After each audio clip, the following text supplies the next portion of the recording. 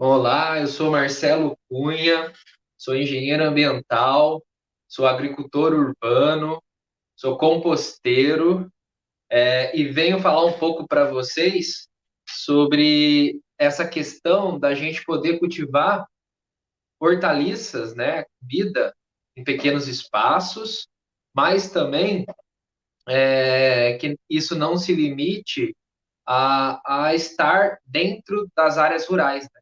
Vamos falar um pouco sobre esse cultivo de hortaliças em pequenos espaços, também nos centros urbanos. Então, para a gente poder, para eu poder contextualizar para vocês, né, essa questão do cultivo de hortaliças, e não se restringe apenas às hortaliças convencionais, a gente pode também falar das não convencionais. A gente vai lá para trás, né? Lá na época que a galera tinha, a grande maioria das pessoas estavam no rural, nas áreas rurais, né, promovendo a agricultura, promovendo os cultivos dentro dessas áreas rurais, e poucas pessoas nos centros urbanos. Nessa época, as pessoas elas tinham um conhecimento muito grande com relação ao o saber de utilizar aquelas plantas, o saber de como preparar aquele solo para o plantio e o saber de épocas certas para que a gente faça o plantio, né?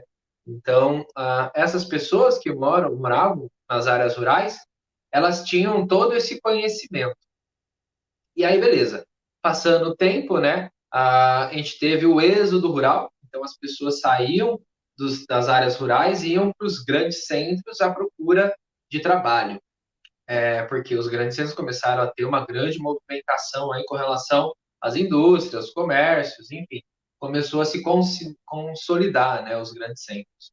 E aí essas pessoas que tinham esse conhecimento acabaram ocupando esses espaços nas áreas urbanas.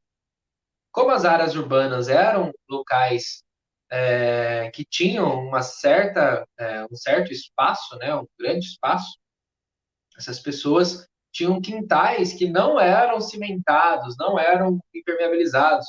Então, eram quintais menores, claro, que as suas propriedades rurais, aonde elas vinham, né, onde elas tinham uma lida, né, elas conheciam o terreno, então elas acabaram reproduzindo o que elas sabiam lá da roça, né, lá da área rural, para as cidades, quando essas pessoas chegaram.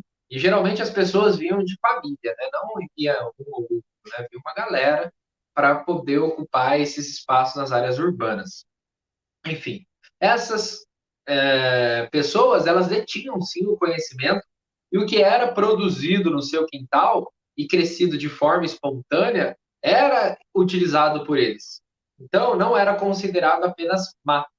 Então, essas plantas que cresciam de forma espontânea na casa das pessoas, nos seus quintais, eram plantas que eles tinham, né, uma certa vivência.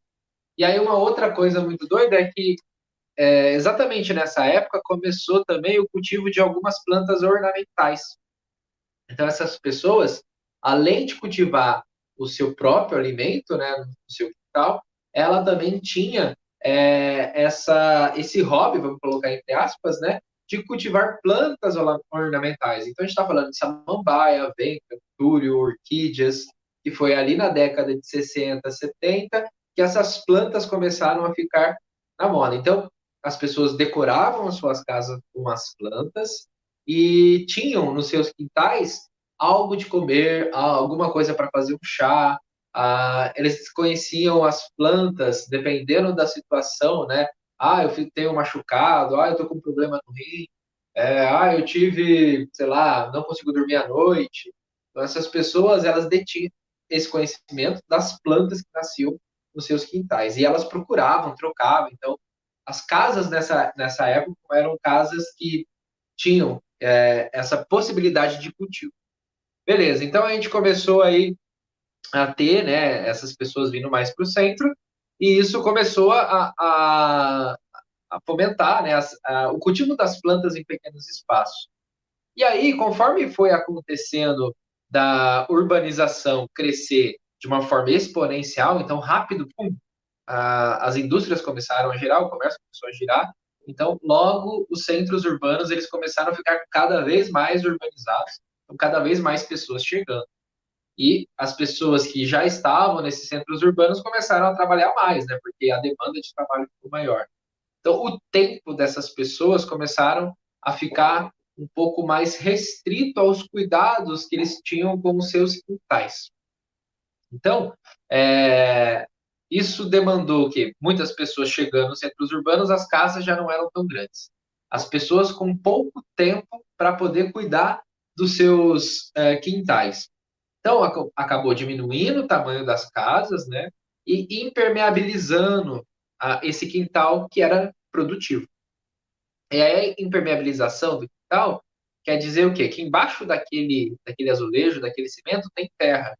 E a terra, se você deixasse exposta, ela traria várias outras plantas, né? Que a gente, às vezes, vai no supermercado para comprar.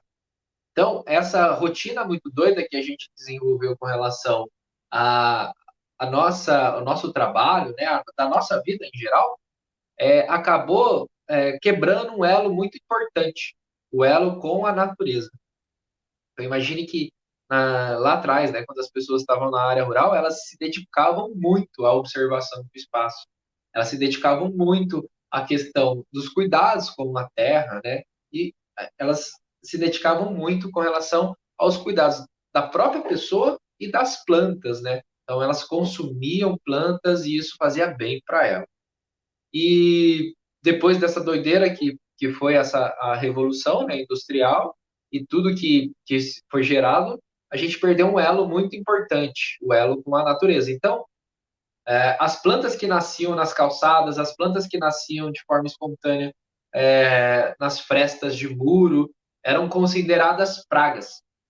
Essas plantas, muitas das vezes, queriam dizer o que está acontecendo naquele ambiente. Muitas vezes não, elas querem dizer. Elas não queriam, elas querem dizer um monte de coisas, só que a gente precisa saber interpretar o que ela está dizendo. Então, esse elo com a natureza a gente rompeu. E hoje, devido às condições que a gente se encontra, a gente precisa retomar esse elo. E aí, para retomar esse elo, a gente precisa dar vários passos atrás e buscar os conhecimentos que essas pessoas mais antigas tinham ou têm. Então, o cultivo de plantas, ele é também um resgate com relação à cultura. É um resgate com relação aos nossos antepassados. Então, as pessoas de antigamente, elas tinham um conhecimento muito grande, porque elas viviam né, com as plantas. E hoje, as pessoas não têm essa relação, né? Então, a gente tem, às vezes, um jardinzinho ali, né, na frente de casa, ou um quintal que tem umas 2 ou 3 plantas, mas as pessoas se assustam muito quando uma planta fica toda cheia de praga, né? E aí, meu Deus do céu, o que eu fiz de errado? Ai, então, é uma questão de observação. Então, e também de interação. Então, esse elo que a gente rompeu, e para que a gente volte a cultivar plantas de forma bacana, né, com sucesso, a gente precisa buscar esse conhecimento.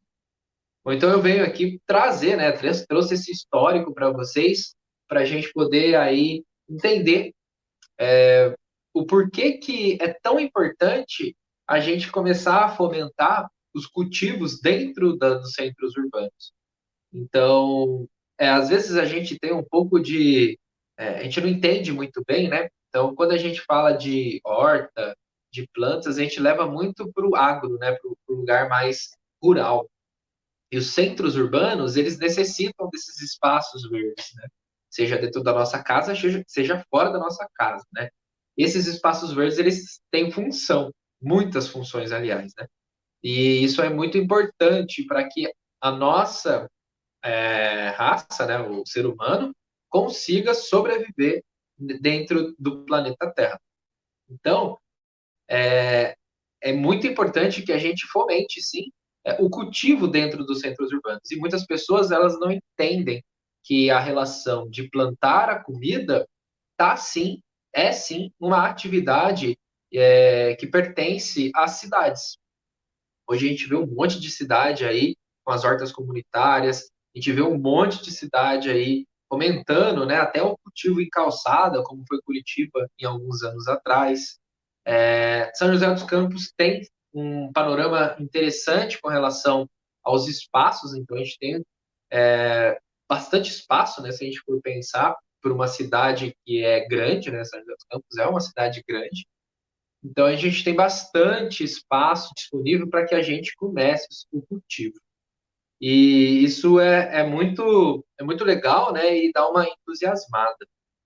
As pessoas elas têm essa curiosidade porque a gente tem muitos avós, tios, até pais e mães, né, que fizeram essa transição do rural para o urbano, que tem, né, dentro da família essa rotina, né, de cultivar plantas.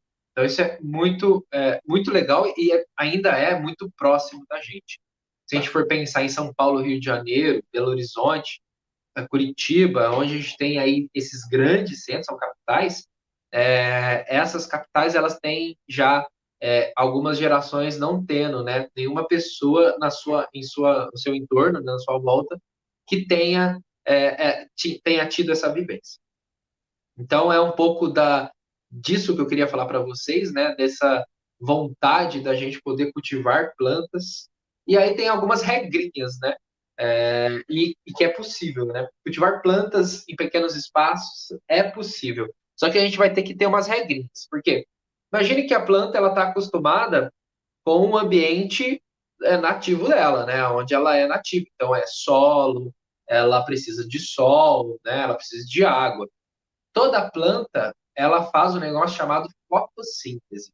A fotossíntese é um processo metabólico que a planta desenvolve, como se fosse uma ferramenta, para ela produzir o seu próprio alimento. Então, ela pega a luz do sol, ela absorve essa luz do sol, ela absorve água e nutrientes e faz a absorção também, uma troca gasosa, com os gases que tem na atmosfera. Então, é um conjunto de fatores que precisam ser vistos, né, e proporcionado para as plantas para que elas consigam crescer e se desenvolver. A grande doideira do cultivo de plantas é cada planta tem o seu conjunto de fatores diferente. Imagine que a gente tem o pé de alface. Né? O pé de alface ele precisa de uma quantidade de água, é um pouco mais do que outras hortaliças. Ele precisa de uma quantidade de sol mediana, ele não tem a necessidade de ficar no sol pleno.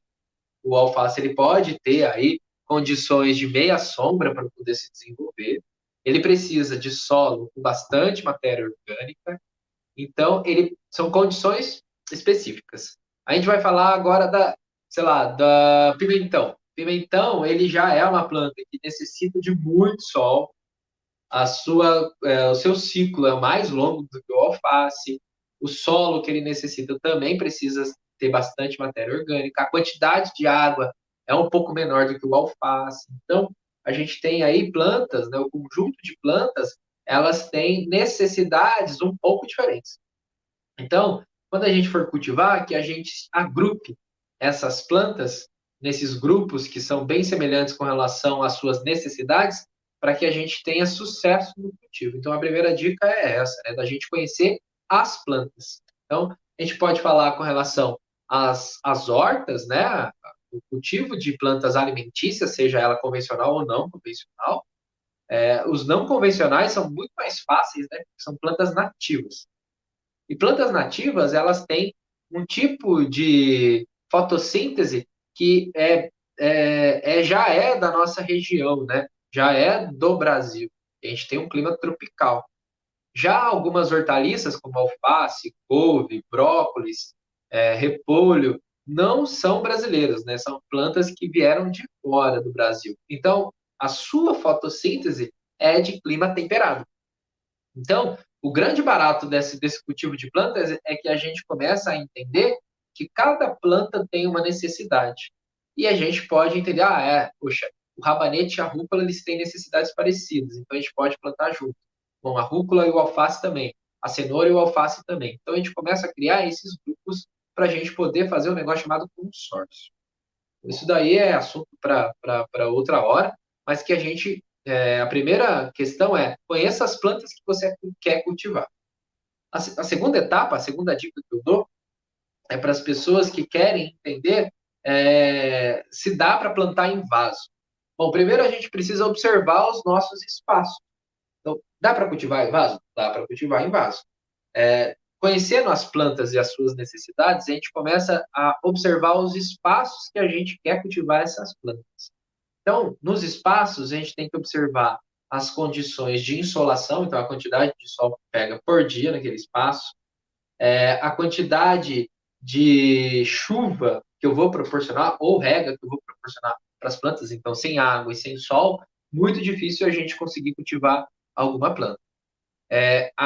Quais são as condições de solo que eu vou proporcionar para ela? Então a gente tem aí um solo pobre, vermelho, né, uma terra vermelha, que parece aterro. A gente tem um solo amarelo, a gente tem um solo preto, a gente tem um solo arenoso, um solo argiloso duro, um solo já meio termo. Então a gente precisa observar essas condições. A gente também tem que observar se existem outras plantas no local já nascendo de forma espontânea, ou plantas que já estão sendo cultivadas, para ver como que elas se comportam nesses espaços. Então, a observação da natureza, nesse ponto do cultivo de plantas, ela é essencial. Porque quando a gente vai cultivar as plantas, a gente precisa entender que se a gente for contra a natureza, a gente vai gastar muita energia para que dê certo. Então, a gente vai ter que proporcionar muito adubo para a planta. Pode ser orgânico, pode ser sintético. Eu não gosto do sintético, eu sempre cultivo com adubo orgânico. Então, a gente vai ter que colocar uma quantidade maior, a quantidade de água que vai ser proporcionada para ela. Então, a gente vai ter que começar a trabalhar com a natureza. E aí, a gente vai ter mais sucesso nos nossos cultivos. Então, é muito importante essas questões de observação. Uma outra dica é, se a gente for falar sobre hortaliças, é importante que a gente descubra a sazonalidade daquela planta. Então, quais são as épocas de plantio daquela planta? Então, a gente já sabe da planta, conhece a planta, as necessidades dela, a gente conhece os ambientes que a gente quer cultivar, e aí a gente começa a entender se aquela planta é própria para ser plantada naquela época. Então, tem planta que nem no caso do alho, da cebola, são plantas que são muito específicas de clima mais ameno, nem, com poucas chuvas, né? Então, a gente cultiva mais essas plantas entre a época de outono e inverno. Então, a gente vai colher ela na primavera, no verão, mas isso é um final de ciclo, né? Onde a gente já vai fazer a colheita. Então, é muito importante a gente descobrir qual é a sazonalidade daquela planta. Isso também a gente vai ganhar bastante sabendo disso. Isso tudo é só para a gente saber se pode ou não pode cultivar no vaso. Então, poder pode, só que a gente vai ter que analisar outros fatores. Então, para poder cultivar em vaso, é possível? É. Qual é a planta, né? Qual que a gente quer cultivar e quais são as condições que a gente vai proporcionar para aquela planta. Então, é possível sim. O vaso é claro, um fator limitante para o crescimento da planta. Então, a gente vê aí vários bonsais sendo cultivados e eles são limitados pelo tamanho do vaso, então existem técnicas para manter ele pequeno, né? Não é apenas colocar ele no vaso. Então, as plantas, quando elas estão em vaso, elas são plantas que necessitam de um pouco mais de atenção. Então, tem uma regrinha que eu sempre falo para os meus alunos, que é assim, de todo o processo de plantio, né, de todo o processo de manejo, de cultivo de plantas, 5% é o plantar de fato, e os outros 95% é o cuidado com a planta. Então, se a gente for colocar essa planta num local limitante, onde ela vai ter uma limitação física de água, limitação física de quantidade de nutriente, uma limitação física de espaço que ela pode expandir suas raízes, com certeza ela vai necessitar de mais cuidados. Então, uma planta que precisa ficar no sol, pelo menos 6 horas de sol por dia, ela precisa expandir suas raízes. A gente sabe que se a gente cultivar ela num vaso pequeno, ela não vai conseguir crescer tanto. Então, imagine que a gente tem um vaso de 5 litros, né, que é um vaso que não é muito grande, é um vaso bem, bem mediano. E aí a gente cultiva essa planta, ela vai desenvolver? Vai. Só que a gente vai ter que colocar mais água, porque a água dentro daqueles 5 litros, ela vai evaporar. A planta vai consumir aquela água. Então, aquela água vai acabar mais rápido. Então, isso tem que ser entendido e a gente precisa atuar nisso. Então, a gente vai ter que colocar mais água, mais vezes. A quantidade de nutriente, então, também é a mesma coisa. A planta vai absorver aqueles nutrientes que estão ali dispostos para ela. Se a gente não repor esses nutrientes, a planta ela vai ficar deficiente em nutriente. E aí, o que, que vai acontecer? Essa planta deficiente em nutriente, ela vai ficar fraca. Ela vai ficar com a sua, como a gente pode dizer, né? A sua proteção natural desarmada. Então, é uma planta que vai ficar mais suscetível a pragas e doenças. Então, é tudo interligado. A gente pode cultivar em vaso? Pode, mas o vaso ele precisa ser de um tamanho que a planta consiga se estruturar, que a planta consiga se manter, tendo as suas condições básicas, né, para que ela consiga se desenvolver. Então, o cultivo de plantas em pequenos espaços, o cultivo de hortaliças em pequenos espaços, é possível, ele precisa acontecer, principalmente numa situação que a gente se encontra hoje, né, principalmente no Brasil, que as pessoas estão tendo uma grande dificuldade de acessar alimento de qualidade. Então, quando a gente faz o cultivo de hortaliças na nossa casa ou em pequenos espaços, né, que seja no quintal de uma escola, seja na igreja, seja, enfim, no meu trabalho, eu estou proporcionando aí uma alimentação de qualidade tanto para mim quanto para outras pessoas que estão no meu entorno. Isso daí é um ganho, né? Porque hoje a gente sabe que um alimento orgânico ele tem um valor sim agregado alto. Então, poucas pessoas têm acesso, né, a esses alimentos orgânicos, mas sim, eles são possíveis de serem cultivados e de uma forma bem fácil e tranquila. Então, o cultivo de plantas, ele também é um ato que não é só apenas ambiental, né? A gente está falando de sustentabilidade, a gente está falando do tripé, né, das coisas, né? Então, o tripé da sustentabilidade, ele tem que envolver o social, o econômico e o ambiental. Isso é bem básico para a sustentabilidade. A gente pode falar de político e cultural, mas o tripé, para ser sustentável, a gente tem que ter aí o social envolvido, economicamente viável e essa questão ambiental, né? Então a gente sabe que fazer esse cultivo de plantas, principalmente as alimentícias, é uma ação sustentável, porque você está contribuindo para um bem geral, né? As plantas fazem a fotossíntese e isso tem tudo a ver com relação ao ciclo das chuvas, isso tem tudo a ver com o ciclo do carbono, do nitrogênio e também da relação do oxigênio que a gente tem. Ela promove a segurança alimentar, né? Ela promove a soberania alimentar das pessoas. Então, as pessoas bem alimentadas, elas têm condições de terem ela consegue escolher qual alimento ela quer ingerir, né? E isso é bem legal, né? A gente está falando dessa soberania. A pessoa pode escolher alimento de qualidade e ela pode sim escolher quais alimentos ela quer ingerir. Isso é bem legal. E uma pessoa bem alimentada consegue tomar decisões mais assertivas. Isso já é comprovado cientificamente. Então, a pessoa que tem essa tranquilidade com relação à sua alimentação e uma pessoa bem alimentada, ela consegue ter decisões, fazer decisões importantes, né? Que seja para a vida dela, seja para a vida coletiva. E a gente está falando da economicamente viável, porque a gente economiza pela quantidade de vezes que a gente vai ao supermercado e a gente tem uma fonte de renda. A gente consegue produzir dinheiro vendendo essas hortaliças. A pessoa tem essa opção quando ela cultiva as plantas em pequenos espaços. Bom, esse tipo de assunto é um assunto que vai embora, né? A gente pode ficar aqui a noite, o dia inteiro falando, a noite inteira falando, que não tem fim, né? É um assunto muito interessante. Eu acho que é importante a gente abordar ele, principalmente nos centros urbanos. A gente vê muita agroecologia sendo feita no rural, né? Mas a agroecologia urbana, sim, ela também é possível. As pessoas em periferia têm essa necessidade, né? Elas precisam conhecer esses tipos de técnica, mas não apenas a periferia, mas os centros urbanos em geral, né?